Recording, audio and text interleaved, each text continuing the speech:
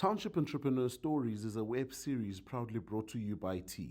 We profile small businesses nationwide that are providing services and products ekasi. Good day, everyone. My name is Lebo Moloto from the Real Makoya Cleaning Chemicals.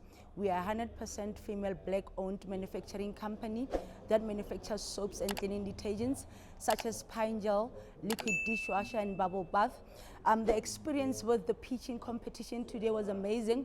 We've picked up some important pointers and keywords that we're going to use going forward when we pitch for other potential investors.